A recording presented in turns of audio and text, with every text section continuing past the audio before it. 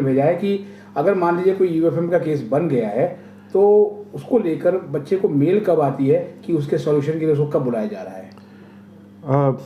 जैसे एग्ज़ाम ख़त्म हो जाते हैं उसके 1 हफ्ते 2 हफ्ते में हम केसेस पे जो उनका मटेरियल अवेलेबल होता है जो यूएफएम में पकड़ा गया है उसके हिसाब से उसका इवैल्यूएशन करा के उनको उसकी रिपोर्ट ईमेल से भेज दी जाती है।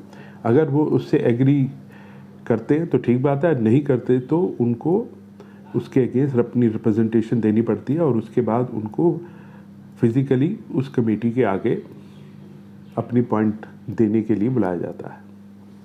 एक सवाल सर, एक स्टूडेंट ने कहा है कि उसको इन्विजिलेटर ने कहा कि आप बगल वाले बच्चे से बात कर रहे थे और आप जो है वो अपना पेपर दीजिए और घर जाइए, तो उस बच्चे का ये कहना है कि क्या उसका भी यूएफएम का केस बन गया होगा? देखिए, मैं किसी भी जनरल स्टेटमेंट के बारे में अब नॉर्मली जो यूएफएम का केस बनता है स्टूडेंट को अपनी एक स्टेटमेंट देनी होती है, वो उससे स्टेटमेंट ली जाती है। अगर वो उसको रिफ्यूज़ किया जाता है तो वो उसको रिकॉर्ड करते हैं कि उसने अपनी इस सिचुएशन पे कोई भी स्टेटमेंट नहीं दी है और प्राय उसको एक और कॉपी दी जाती है जिसको हम कॉपी नंबर 2 कहते हैं।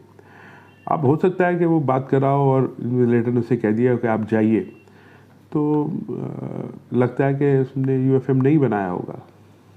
और सर इसी से जुड़ा हुआ एक और भी सवाल है कि अगर यूएफएम की वजह से अब किसी बच्चे का पूरा सेमेस्टर कैंसिल हो जाता है तो क्या उसको बाद में प्रैक्टिकल भी दोबारा से देना होगा? हाँ जी, इसमें बहुत क्लियर है। अगर जो आपकी क्वेश्चन से मुझे प्रतीक होता है कि उसको क्लॉज बी मिली है।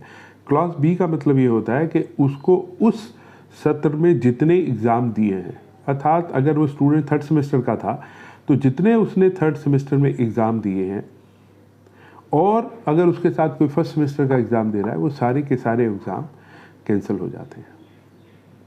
और एक सवाल सर जो है वो यूएफएम से जुड़ा हुआ है कि मान लिया कि यूएफएम के केस में हमारी पेशी हुई और जो है हमने अपना पक्ष रखा और उसके बाद विश्वविद्यालय संतुष्ट नहीं हुआ, तो क्या मामला जो है वो आगे कोर्ट केस भी बन सकता है? नहीं, ऐसा कोर्ट केस में कोई कोर्ट केस बनने की बात नहीं है। आपको जो मटेरियल एविडेंस के हिसाब से जो सज़ा मिली उस सज़ा के अगेंस्ट आपने रिव्यू कमेटी के आगे अपना पक्ष रखा। अगर आपका पक्ष में कोई ऐसे फैक्ट्स आते हैं तो उसको रिव्यू कमेटी कंसीडर करती है।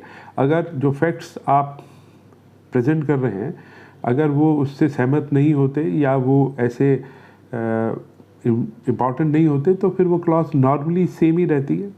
इसके अलावा हाँ, अगर कोई इम्पर्सनेशन का केस हो तो वो तो अपने आप में क्रिमिनल केस है, उसमें एफआईआर लॉन्च होगी और उसको कोर्ट में अपनी सिचुएशन नियम के तहत जो भी क्रिमिनल केसेस के नियम होते हैं, रूल्स एंड रेगुलेशन, उसके तहत अपने आप को कोर्ट केस फेस करना पड़ता है। सर यूँ तो आपने इंटरनल असेसमेंट से जुड़े हुए बहुत से सवालों को जवाब दिए हैं, लेकिन एक सवाल ये भी है जो कई बच्चों ने पूछा है कि सर इंटरनल में फेल हो गए तो क्या उस सब्जेक्ट में रिजल्ट में भी फेल ही आएगा? नहीं जी, internal assessment plus end term exam मिला के आपको पास होना होता है। और एनईपी में तो अगर आपका उसमें टीयू या प्रैक्टिकल जोड़ के भाई अगर आपका नेट ग्रेड पास हो गया है तो आप पास हैं। ये हो सकता है कि आपका आईए और एंड टर्म एग्ज़ाम में आपका ग्रेड एफ है लेकिन प्रैक्टिकल के ग्रेड में मिला के आप पास हो गए या ट्यूटोरियल के ग्रेड में मिला के पास हो गए, या इससे उल्टा भी नेट ग्रेड अगर आपका नॉन एफ है तो आप पास है। एक सवाल सर जो है एसओएल के स्टूडेंट का है, उनका ये कहना है कि हमारे चूँकि परीक्षाएं हैं वो बहुत लंबी चलेंगी और हमारे कुछ डेट शीट तो जुलाई में भी हैं, तो क्या जो रिज़ल्ट है 6th सेमेस्टर का वो लेट ही आएगा सर? देखिए, जो एग्ज़ाम जब ख़त्म होंगे उसके बाद में ही रिज़ल्ट आएंगे, उससे पहले तो रिज़ल्ट नहीं आ सकते। अगर जुलाई में उनके एग्ज़ाम ही हैं किसी क्लास के तो नेचुरली उसके एग्ज़ाम के बाद में ही रिज़ल्ट आएंगे। लेकिन जो एग्ज़ाम हमारे जून में ख़त्म हो गए उनके रिज़ल्ट तो प्राय जुलाई के मिड या एंड में आने शुरू हो जाएंगे। और कुछ उन्होंने लिखा है सर कि उनकी परीक्षाएं जो है वो 5 जून को ख़त्म हो गई, कुछ लिखते हैं कि 10 जून को ख़त्म हो गई, तो क्या इनके नतीजे हम जुलाई में एक्सपेक्ट कर सकते हैं सर? हाँ, बिल्कुल कर सकते हैं। और ये सवाल सर एक स्टूडेंट का है, सर अगर किसी का कोर पेपर के इंटरनल असेसमेंट में 26 मार्क्स आते हैं तो क्या उसे फेल कर दिया जाएगा या फिर जो है वो पास रहेगा सर कोर पेपर में? सर नहीं, कोर पेपर के आईए में उसके 26 मार्क्स हैं, तो मुझे लग रहा है कि वो तो एनईपी की बात कर रहा है, क्योंकि एनईपी में अगर वो 3 क्रेडिट का पेपर है तो उसके 30 में से 26 मार्क्स हैं, तो बहुत अच्छे मार्क्स हैं।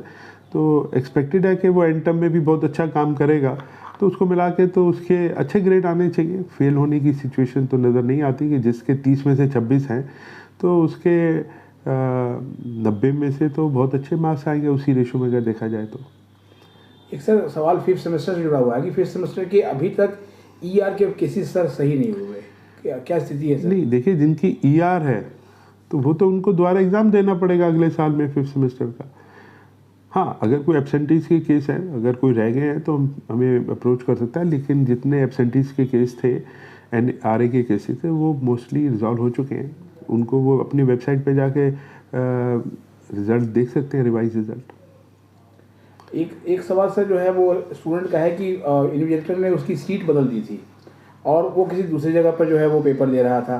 तो आपने उसमें एक इंटरव्यू में कहा था कि कई बार एब्सेंट के केस ऐसे भी होते हैं कि जब बच्चा कहीं और बैठा हुआ हो। देखिए, ऐसा है कि अगर नहीं, ऐसा नहीं होगा। अगर जैसे मुझे प्रतीक होता है, कई बार आप किसी सीट पे अपना एग्ज़ाम शुरू करते हैं और इन्विजिलेटर को ऐसा प्रतीक होता है कि आप आस पड़ोस से बात करने या इस तरह की कोशिश करें, तो कई बार हम उसकी सीट बदल देते हैं। अगर उसकी सीट इन बिटवीन एग्ज़ाम में बदली गई है, उससे उसका कोई ज़्यादा असर नहीं पड़ता। हाँ, एग्ज़ाम शुरू होते हुए अगर आप गलत सीट पे बैठ जाएं तो प्रॉब्लम कई बार हो सकती है। एक सवाल सर जो है कि एक बच्चे ने लिखा कि सर आपसे रिक्वेस्ट है कि कंट्रोलर ऑफ एग्जामिनेशन से पूछिए कि सेक पॉलिटिकल लीडरशिप एंड कम्युनिकेशन में प्रैक्टिकल एग्ज़ाम में एब्सेंट शो हो रहे हैं स्टूडेंट्स, 180 के आसपास स्टूडेंट्स हैं ऐसे दयाल सिंह कॉलेज के, उनके रिजल्ट का स्टेटस क्या है सर? देखिए, मुझे इस सवाल के जवाब देने में संकोच से ज़्यादा दुख ज़्यादा है। प्रैक्टिकल के जो मार्क्स होते हैं वो चाहे वो एसओएल हो चाहे वो रेगुलर हो, वो कॉलेज हमें देता है। अगर हमारे पास 180 बच्चों के मार्क्स नहीं आए हैं और आज तक नहीं आए हैं, तो कृपया करके उस चीज़ के लिए वो अपने कॉलेज से पहले पता करें कि ऐसी सिचुएशन क्या आई कि प्रैक्टिकल में उनको एब्सेंट शो किया गया जबकि वो प्रैक्टिकल उनके हिसाब से उसमें अपीयर हुए। यानी जो आईए के जो केसेस है सर उसमें अधिकतर जिम्मेदारी कॉलेज की ही है? हाँ जी, आईए, ट्यूटोरियल और प्रैक्टिकल, ये तीनों कंपोनेंट जो हैं ये कॉलेज ही हमें सप्लाई करता है। और समर्थ पोर्टल है जिस पे उनको ये अपलोड करने पड़ते हैं और हम उसको काफ़ी देर तक खुला रखते हैं। और कई बार कुछ कॉलेजेस शायद उस टाइम लास्ट डेट तक वो नहीं कर पाते हैं और रिज़ल्ट की हमें प्रेशर होता है, तो फिर हम उसके बिना भी रिज़ल्ट निकालते हैं। क्योंकि बाकी अगर 180 बच्चों का मान लीजिए नहीं आया और उस कोर्स में 4000, 5000, 10,000 बच्चे हैं, तो उन बाकी बच्चों को तो हम इतनी देर तक वेट नहीं करा सकते। तो इस स्थिति में हमें कई बार इस तरह के डिसीजन लेने पड़ते हैं।